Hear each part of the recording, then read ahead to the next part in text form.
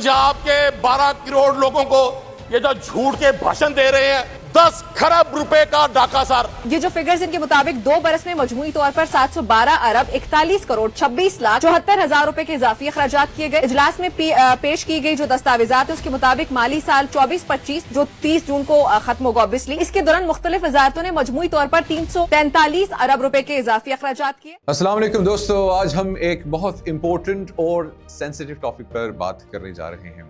Corruption और financial irregularities जो पाकिस्तान के 3 बड़े सूबों पंजाब, सिंध और खैबर पख्तूनख्वा में सामने आई है। ये सिर्फ 1 या 2 डिपार्टमेंट्स की बात नहीं बल्कि मुख्तलिफ सेक्टर्स में बहुत बड़ी बेकायदगियों और फ्रॉड पकड़े गए हैं जो आम आवाम की जिंदगी पर सीधा असर डाल रहे हैं।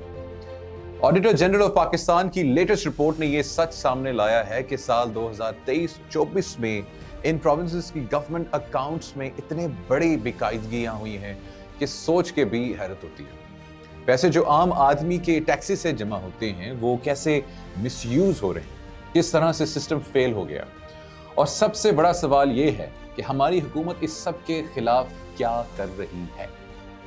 चलिए पहले पंजाब से शुरू करते हैं। पंजाब का करप्शन सिनेरियो। पंजाब जो पाकिस्तान का सबसे बड़ा और सबसे ज्यादा आबादी वाला सूबा है, वहां ऑडिटर जनरल की रिपोर्ट में बहुत ज्यादा सीरियस इरेगुलरिटीज सामने आई। यहां 1 ट्रिलियन रुपए से ज्यादा का फाइनेंशियल स्कैंडल्स पकड़े गए हैं। 1 ट्रिलियन से ज्यादा। सबसे पहले और सबसे सीरियस मसला है जाली मुलाजमीन का, मतलब लोगों को फेक जॉब्स देना या डबल सैलरीज देना, जिसका नतीजा ये है कि जो असली क्वालिफाइड लोग बेरोजगार हैं। डबल बिलिंग, इनकम्प्लीट प्रोजेक्ट्स पर पैसे देना और कॉन्ट्रैक्टर्स को बिना काम के पेमेंट्स करना, यह भी कोई बहुत ही आम बात है पंजाब में। प्रोक्योरमेंट के मामले में तकरीबन 43 अरब रुपीस 43 बिलियन के गैर कानूनी ट्रांजैक्शंस की रिपोर्ट है, जहां टेंडर्स बाईपास करके माफियाज को पैसा मिल रहा है। यह रकम पाकिस्तान के टोटल प्रोक्योरमेंट बजट के तकरीबन 12% है, जो काफी बड़ा हिस्सा है। इस तरह रुपीस 988 बिलियन रुपए जो सरकारी खजाने में जमा होने चाहिए थे वो बैंक्स में छुपा दिए गए हैं। यह रकम टोटल प्रोविंशियल रेवेन्यू का लगभग तकरीबन 25% है। इस पैसे पर ना तो कोई इंटरेस्ट मिल रहा है, ना ट्रांसपेरेंसी है और ना ही अकाउंटेबिलिटी। फंड्स का सही इस्तेमाल नहीं हो रहा है और जिन बुनियादी सेक्टर्स को ज्यादा जरूरत थी, जैसे कि हेल्थ है, एजुकेशन है, उन्हें सिर्फ टोटल बजट का 15% और 10% ही एलोकेट किया गया, जबकि इंफ्रास्ट्रक्चर प्रोजेक्ट्स को 40% से ज्यादा बजट मिल रहा है। और ये पैसा जो एलोकेट हुआ है उसमें से तकरीबन 30% पैसा प्रोजेक्ट्स के अधूरे रहने या इनएफिशिएंट यूटिलाइजेशन की वजह से वेस्ट हो जाता है। इस सब की वजह से आम आदमी की जिंदगी पर बहुत बड़ा बुरा असर पड़ता है। 40% से ज्यादा स्कूल्स बेसिक फैसिलिटी से महरूम हैं।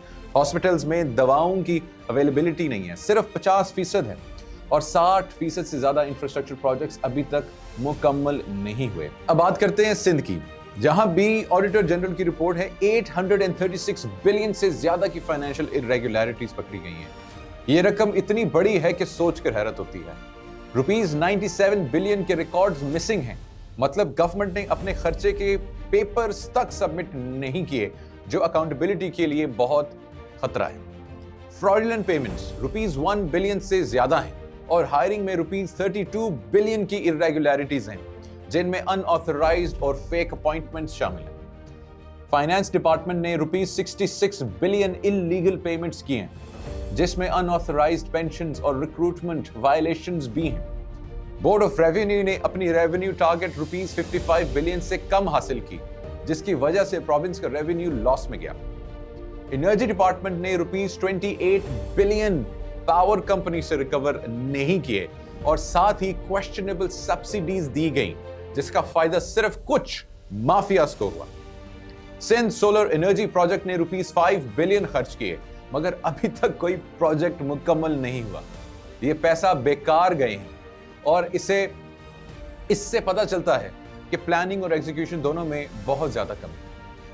हेल्थ और एजुकेशन सेक्टर्स में भी बहुत बड़ा फ्रॉड पकड़ा।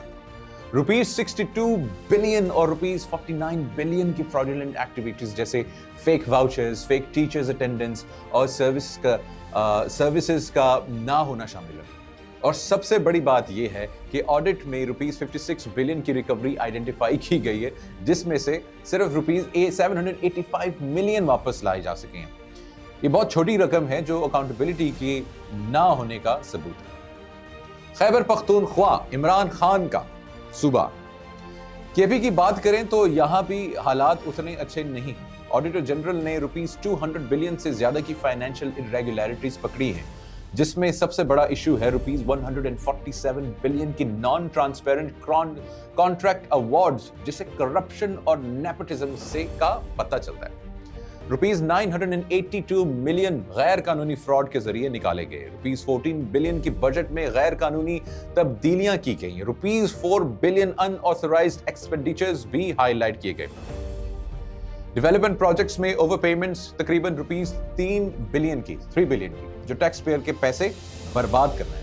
रुपीज 41 बिलियन गवर्नमेंट रिसीट्स वापस नहीं आए या फिर सरकारी खजाने में जमा नहीं हुए, जो फाइनेंशियल मैनेजमेंट की बहुत बड़ी नाकामी है।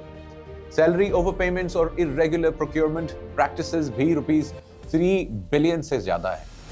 केपी गवर्नमेंट ने कहा है कि ये प्रीलिमिनरी ऑडिट फाइंडिंग्स हैं और प्रॉपर इन्वेस्टिगेशंस अभी बाकी हैं।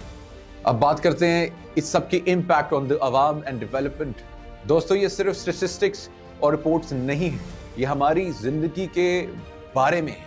जब इतना पैसा गलत हाथों में चला जाता है तो डेवलपमेंट प्रोजेक्ट्स अधूरे रहते हैं, स्कूल्स में टीचर्स की कमी होती है, हॉस्पिटल्स में दवा नहीं मिलती और लोगों की बुनियादी जरूरतें पूरी नहीं होती। आम आदमी की मेहनत की कमाई जो वो टैक्सेस के जरिए देता है, वो कुछ माफियाज के पॉकेट्स में चली जाती है। और जो हुकूमत ये सब देखती है मगर कोई सख्त एक्शन नहीं लेती है, वो अपने लोगों के साथ धोखा कर रही होती है। सबसे बड़ा सवाल यह है कि अगर ऑडिट रिपोर्ट्स इतनी क्लियर हैं तो असली एक्शन क्यों नहीं लिया जाता। रिकवरी बहुत कम होती है और जिम्मेदारों के खिलाफ कार्रवाई बहुत स्लो है। पब्लिक अकाउंट्स कमेटी PAC और डिपार्टमेंट अकाउंट्स कमेटी DACs को अपना काम ईमानदारी से करना। जो लोग पैसे चुरा रहे हैं उनको सजा मिलनी चाहिए और जो पैसे वापस लेने हैं उनको वाकई रिकवर करना होगा। बिना अकाउंटेबिलिटी के ये सिलसिला कभी खत्म नहीं होगा। हम सब की जिम्मेदारी है कि हम अपनी आवाज उठाएं, मीडिया और सिविल सोसाइटी के साथ मिलकर प्रेशर बनाएं ताकि ट्रांसपेरेंसी और जवाबदेही का रास्ता आसान हो। सिर्फ रिपोर्ट या स्टेटमेंट से कुछ नहीं होता, हकीकत में एक्शन की जरूरत है। अगर हम अपने हक के लिए खामोश रहे तो ये करप्शन बढ़ती रहेगी। दोस्तों, हम सबको मिलकर इन मामलात को समझना होगा और अपने रिप्रेजेंटेटिव से पूछना होगा कि वो क्या कर रहे हैं। आपका शुक्रिया कि आपने मेरा ये डिटेल्ड एनालिसिस सुना। मिलते हैं अगली अपडेट के साथ। खुदा हाफिज।